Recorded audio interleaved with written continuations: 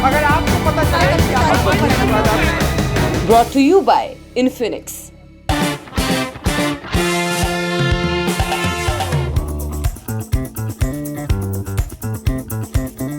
आप किस तरह देख रहे हैं जिस तरह ये पॉलिटिक्स ऑफ अरेस्ट्स और बेल और छापे ये पैन आउट हो रही है दिल्ली में? देखिए, जो अगर आम आदमी पार्टी को देखें तो हाँ, एक उनके लिए बहुत बड़ा सेटबैक है, क्योंकि अगर हम जैसे ही संजय सिंह का अरेस्ट हुआ था तो एक पूरा उस पे चला था कि क्या ये अरेस्ट इंडिया अलायंस को और क्लोज करेगा। जो कह रहे थे कि वो मतलब बिल्कुल रुक रुक के चल रहा है सीट शेयरिंग पे, क्या एकदम से उसमें एक नई ऊर्जा आएगी और वो सीट शेयरिंग फिर से शुरू होगी, क्योंकि सबके लिए ये एक मैसेज है।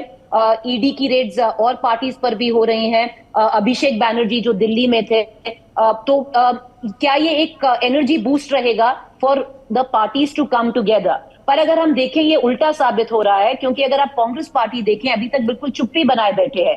ये आम आदमी party it's not going down very well with the आम आदमी पार्टी के क्यों है कि जो उनके जो टॉप अलायंस पार्टनर हैं कांग्रेस, वो अभी तक उन्होंने कुछ नहीं बोला है। तो अनऑफिशियली आम आदमी पार्टी को कम्युनिकेट कर दिया गया है कि इसके दो रीजन है।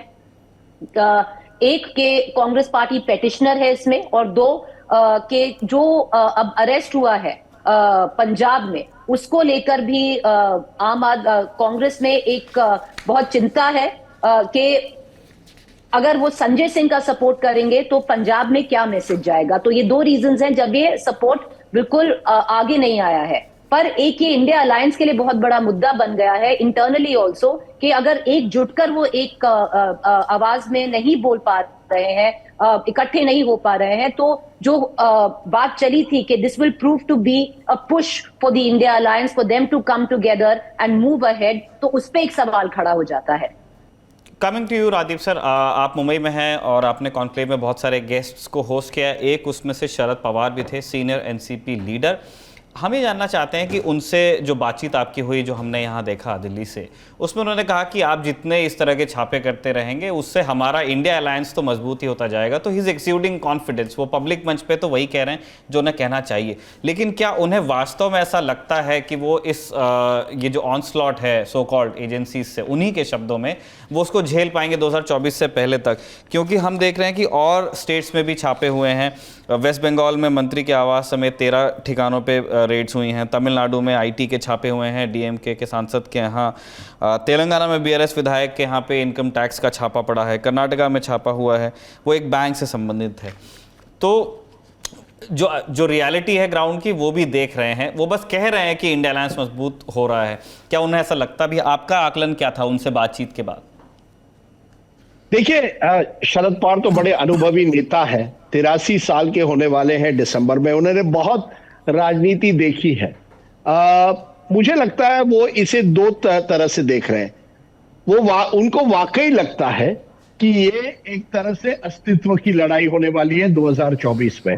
अगर आज ये जितनी पार्टियां जो इंडिया अलायंस की है वो एक साथ नहीं आती है तो उन पर परेशानी और बढ़ेगी। उन्होंने अरविंद केजरीवाल से फोन पर बात की और केजरीवाल ने वहां तो फोन पर उनको आश्वासन दिया कि नहीं, हम पूरी तरह से अब इंडिया अलायंस के साथ रहेंगे, जो भी आप कहें हम करने के लिए तैयार है। यहां तक कि जब हमने उनको दिल्ली में सीटों के बंटवारे के बारे में कहा तो उनका कहना था कि अरविंद केजरीवाल ने उनको कहा है कि मैं 7 सीटों में से 3 सीटें कांग्रेस के लिए देने के लिए तैयार हूं, मैं 4 सीट लड़ूंगा, उनको 3 सीट लड़ने दीजिए। लेकिन ये सब कहने की बात है। जैसे अभी प्रीति ने कहा, कांग्रेस और आम आदमी पार्टी में अभी कई ऐसी चीजें हैं जिससे दोनों की मिलती पूरी तरह से नहीं है। अब जब ये अरेस्ट होता है संजय सिंह का, 48 घंटों के लिए कांग्रेस के किसी बड़े नेता ने कुछ नहीं कहा। आज ही शुक्रवार जब हम ये प्रोग्राम रिकॉर्ड कर रहे हैं, तब केसी वेणुगोपाल ने ट्वीट करके कहा है कि हम पूरी तरह से संजय सिंह के साथ हैं। लेकिन उसके साथ साथ जो सुखपाल खेरा और ओपी सैनी को जिस तरह से वहां पंजाब में आम आदमी पार्टी की सरकार ने अरेस्ट किया, उसके खिलाफ भी हम हैं। देखिए, मैंने कई कांग्रेस नेताओं को प्रोग्राम में लाने की कोशिश की और कहा कि क्या आप आएंगे संजय सिंह को डिफेंड करने? वो तैयार नहीं थे। यानी बुधवार और गुरुवार, बुधवार को ये अरेस्ट होता है, बुधवार और गुरुवार के दिन वो तैयार नहीं थे, क्योंकि उन्होंने कहा कि हमें कहा गया है कि पहले आम आदमी पार्टी ने हमें एक मैसेज भेजना चाहिए कि हम भी आपके साथ रहेंगे जब किसी कांग्रेस नेता को अरेस्ट किया जाता है।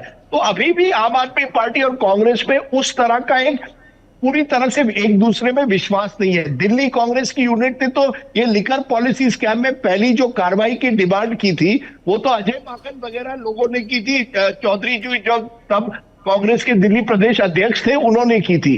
यानी कांग्रेस और आम आदमी पार्टी के बीच में अभी भी कुछ तो टेंशन है।